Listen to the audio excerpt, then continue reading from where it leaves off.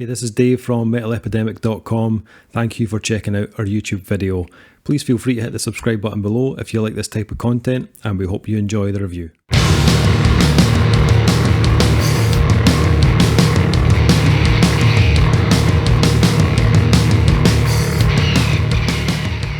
What's up guys, Dave here from Metal Epidemic, back with another album review. And for this review, Duncan Kyle and I have been checking out the new album from Finnish noise rockers Throat. The band's new album Smile Less will be released on May 14th via Svart Records. So these guys have been active since around 2009, and Smile Less will be the band's third full-length album, following up their 2018 release Bareback. Since Bareback, Duncan, easy. Since Bareback. Said bareback, not raw dog. What are we doing here? What's going on? Oh dear. Since Bareback, Keep saying it. I know, right? Throat have toured the US, playing a handful of shows also in Finland. They have celebrated their 10-year anniversary with a double CD compilation, recruited a new drummer in their ranks, and also released an industrial noise remix version of Bareback. The band's new album Smile Less was recorded at Tone Haven Recording Studio with Tom Brook, mixed by Andrew Schneider and mastered by Carol Saff. Throat, these guys were completely new to me. Hadn't heard any of their past work, but the whole Svart Records thing does always pique my interest, so I decided to go and check out Bareback in preparation. He's for doing it this deliberately review. now. He's doing it deliberately. You see, every time he says it, he raises his eyebrows and winks at me. It's too much. It was just to give me an idea of where they came from before they got to Smile Less. And there's definite similarities between Bareback and Smile Less, but I instantly felt like Smile Less was going down a far darker path. And that shows right from the first track, Conveyor Line, that the vocal tone, the guitar chords, the kind of ominous background layers, has a bit of a menacing feeling to it. But that first track, it also kind of feels like it's building to something the whole time.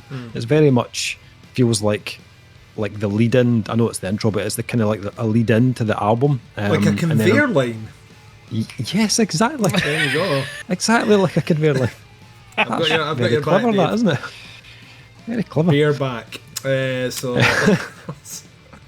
But around the kind of 4.5 minute mark, the track does start to kind of release the shackles a bit and become a bit more kind of jarring sounding, kind of like Bareback.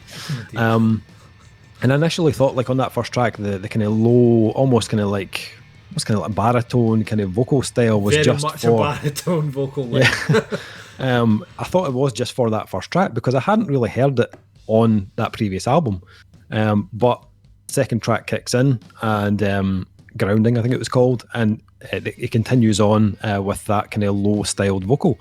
It reminded me of like a King Dude mixed with like the lower register of Mac McNerney from Grave Pleasures, a little bit like a combination of the two.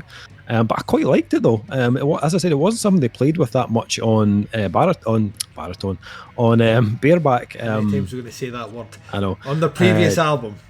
Jay Matilla, the vocalist, his vocals on that album were more kind of mid-range, that kind of side of things.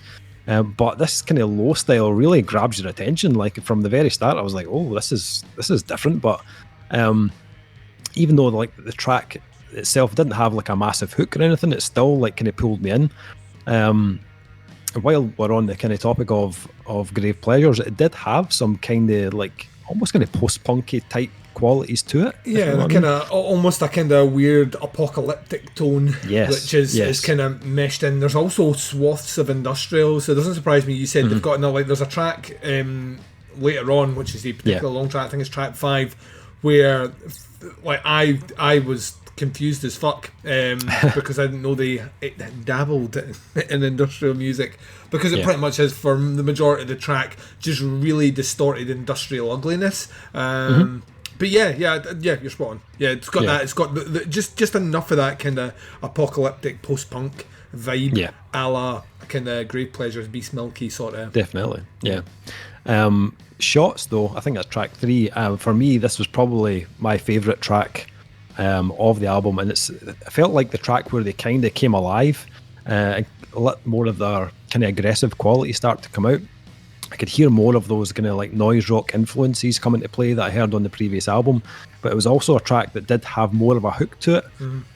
Still a very dark sounding track, but the structure of the track felt a bit more traditional, which made it more memorable for me. And the vocals from Jay Matilla moved almost back into that kind of mid-range that I heard on the last album. I loved the drive and the kind of vocal delivery of it. Just kind of hooked me in. As you mentioned, though, they do have a bit of an experimental side. And they did play with that on the last album as well, with a kind of more industrial sound. So, but it was kind of cool to hear. And I'm glad they haven't like abandoned that side of them, because it is pretty cool. And it kind of acts as like a bit of a kind of breather, a kind of interlude track in the middle of the album. A very aggressive, very ugly sounding breather. Yes, you're right. Yeah. I actually felt at the end of the album with Vanilla Cuts and Hospice, it finished really strong, actually. I think Vanilla Cuts, again, felt like it could be another single type track from the album. It's a bit shorter in length, has a bit more of a kind of climax and a hook to it. And then there was something kind of hypnotising about the album closer, the kind of rhythm, along with that really kind of thick bass line kind of pulled you in. But the track also had a really kind of great melody in the middle that stuck with me after it finished. This was a kind of an album that really, or most definitely, works best as a whole piece. I'm not sure hearing like one or two tracks separately from the album would give you the full picture of Smile Less. Each track has something different about it, and they're placed in a particular order in certain places for different reasons. I didn't think every track worked as a whole for me personally. Sometimes I felt a little bit underwhelmed, like just something was missing. But I'm not like, noise rock is not my kind of go-to genre, so I'm maybe not the target audience for this, but I felt they were just at their best when they used more of a hook and they kind of hooked you in. And you know, some of the tracks had that melody or lyric that caught my attention, but then there were a few that just kind of passed by and didn't leave me with much at all. Even the tracks that did have the hooks, though, a lot of the time it was quite subtle. This isn't an album that will kind of have you singing anthems from the rooftops. It's a bit more complex than that. And I kind of appreciate the musicianship and songwriting that's went into this. I didn't connect with every single track on it, but the ones that I liked, I really liked. Duncan, what did you make of Smile Less and their new album? Throat and their new album Smile Less, even. Yeah, you were confused me there. Bareback. Let me unsheath my review and go nice bareback on this one. I like it, guys. I don't know, I'm in a silly mood tonight. This is an interesting one. Well, I remember you saying when we recorded last that here were the albums we were doing, and I distinctly remember you saying Finnish noise rock, and I was like, oh wow, and then you were like Svart Records, and I was like, yay, because I love Svart Records. I genuinely think they're one of those labels where they have a great level of weird consistency, not as in they're consistently, you know, there's a consistency in the weirdness. It's just that when things land, they land from a field that I wouldn't consider something being a staple of what I listen to, but it connects with me really, really, really well.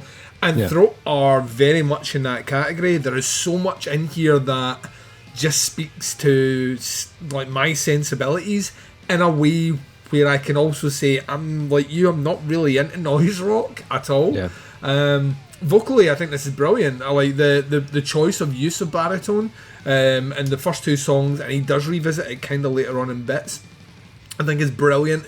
Like a good baritone vocalist will get me hard. Like genuinely love that range. I think it's a great range that sadly systematic years of mid-range metal vocalists have tried to destroy, because you don't get many vocalists that instinctively go in with a deeper voice, a deeper range. You don't have that anymore. Long gone are your days of your Pete Steeles, and Phil Anselmo has screamed himself so hoarse at that point that he is now a baritone, because he has no mid-range left. It's the only way he can speak. So we got that there. What works for me really well in this one, you've touched on a couple of elements which I'll double down on, specifically the kind of post-punk a la bands that are or have been on Svart Records in the past. But what I found was, just imagine like Joy Division had somehow been put in like some sort of melding machine with like the most nasty industrial noise generator ever, and that's kind of what you have here. There are huge swaths of kind of moody Joy Division-esque melodies, but structured in the background to some really visceral, kind of ugly sounding shit here. I mean, it is specifically designed to cater to setting ambience and mood than it is necessarily about giving you hooks you can sing, and I think that works really well for it. I'm going to also agree with you quite a bit here, Dave. To me, there are certain songs where I really gravitate to it, and then other songs that I was kind of put off by it. Home is Where Your Heart Is, which, love the little play on words, which instinctively should be a song that I should love specifically because of the industrial element. I think that industrial element plays too long. So by the time the guitars and all that come in, it's after 4 minutes, and I kind of felt like just split that up.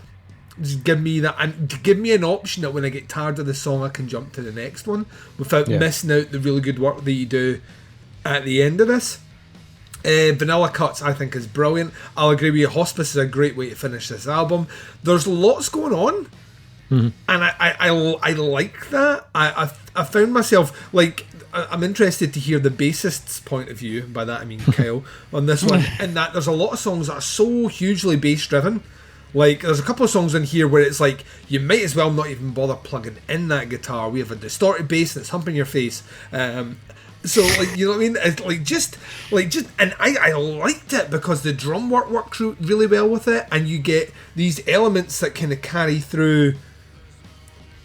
Like, it's not like journeys. It's not like mini journeys. It's just like setting a tone and setting a mood, and when it finishes, you've went through that experience. It's a very somber, very dry sounding album, so it probably evokes the title of the album, Smile Less. I can't imagine many people are going to be smiling more listening to it. It's not designed for that. But yeah, there's a lot on this that I really, really liked. There's a couple of things that I think kind of missed the mark for me in my personal taste in music, but yeah, it's cool to hear this. It reminded me, the first time we started experimenting with a little bit of noise rock back in the day, Dave, was the Icelandic band Minus, who were pioneers of kind of like Icelandic noise rock. I think they were the only band in Iceland that did noise rock, and there's bits in here that remind me of that, not vocally but musically. There's just a cold grey feel, kind of monolithic grey nastiness that is here, and then every now and again they do something different and take it in a different direction. The vocals come over, and the vocals are what differentiates this from other bands in this genre. I find them really, really enriching and engaging, even when they're being a bit off and a bit standoffish from the listener. Yeah, I mean, it's a really interesting sounding album. Once again, my grade is going to reflect that I don't think this is a great album, and I don't know how much I'm going to revisit it, because, like you, I feel this is a full album experience. I'm not gonna be sitting there on a Tuesday and go, that deadpan, listen to that one and done. You just can't do that. It needs the context of what's around it. But sadly, that context of what around it requires you to be in a very specific frame of mind to get through it. So yeah, I don't know.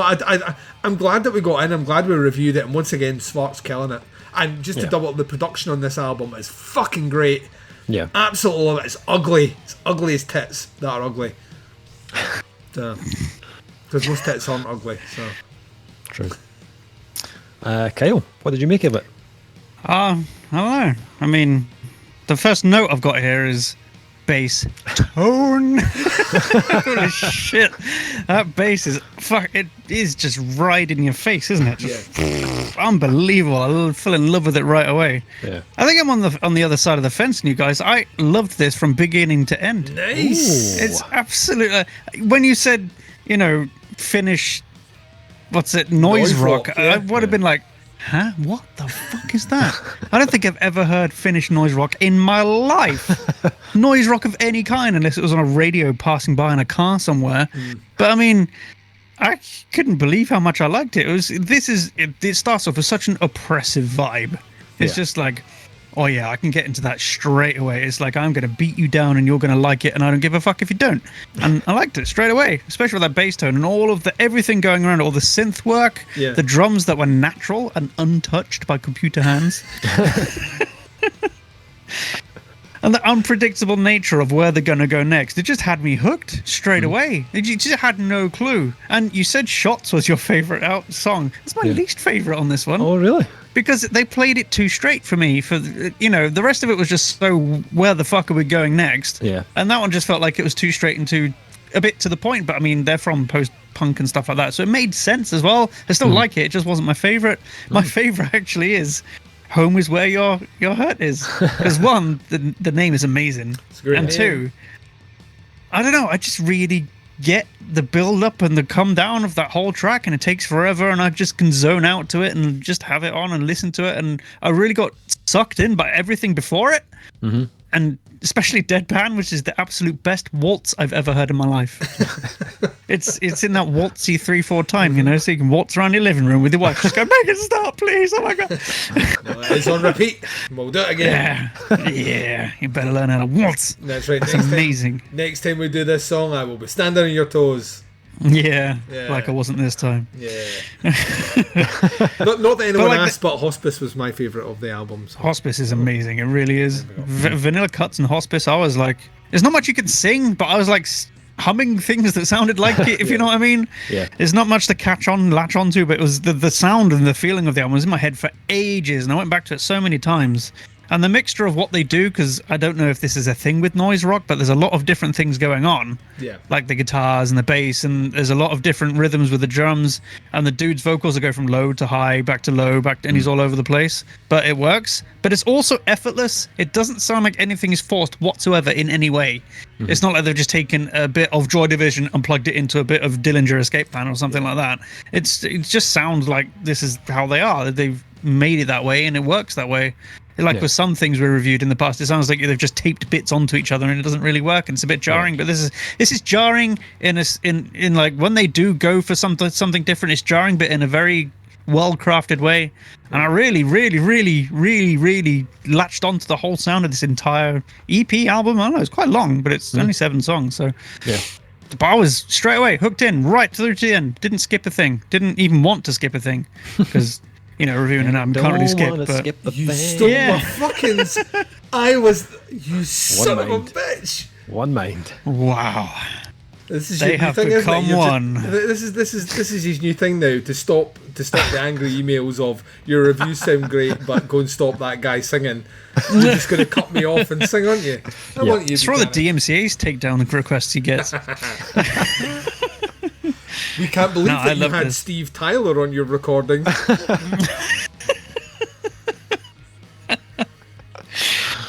Nice. Oh man, no, I loved this. I couldn't believe how much I liked it, considering where it came. I mean, not that Finland's any bad, but like the genre is what I'm talking about. All right, I thought you were. I thought this was shots fired like it is at to your neighbours to the north. Finland. What the fuck? Fucking Finland made something this good. I can't believe. No, nothing like that. Like noise rock, I just never would have been anything I would have gravitated to ever. So, have you heard this noise rock band? Like, nah. But this you need is a little bit of Jesus Christ Bobby in your life by Minas. Jesus Christ Bobby. 2001, 2002, and it is just. I'm gonna go check it out, because this so was, if it sounds anything like this, I'm gonna love it. I think I'm turning into one of those weird, annoying people that only likes the weird, stupid music. So, what do you listen to? That's really good. Like I said, didn't dislike it at all. No, I loved it. I don't know. I've already pre-ordered it, and I'm just like, I fell in love with it straight away. Just the way the last song just ends as well. It's just so out there, but I love it. Nice. It's completely different from anything I'd ever choose to listen to, but just completely grabbed me. So yeah. Okay. Nice one. Okay. That was a surprising review. Actually, I didn't expect that. Okay, so ratings for this new one from Throat. See, Kyle's got me thinking here, but sorry, I'm going to stick my initial gut instinct on this one. And, I feel bad now because I feel like Kyle's going to score this way higher than me, but I'm going to go 3.5. Into your one opinion. Yeah, there was parts of this I really like. I preferred the bookier parts, and a lot of it was quite subtle. And the other tracks didn't really connect me, but still worth a listen. I love the production on this review. I really like the production on it. So I'd go 3.5. Duncan. Lindsay's 3.5, but I'm going to refer what you just said there. I'm less inclined to go with 50 parts. Stuff that's less than these is stuff that I gravitate. So if you put me and Dave and a machine together that melt the Grundle flying machine, there comes a pedal recipe like all the elements together, which means the pedal gave up 3.5, 7 at 5. Can I get it 7 at 5? Is this the first time Kelly's handed out a 5 this year? First time of the year, 5 out of 5 from me. Absolutely loved it from beginning to end. Wow. Could not have expected it any less. But sometimes things get you, and this one did. I can't wait to get there now.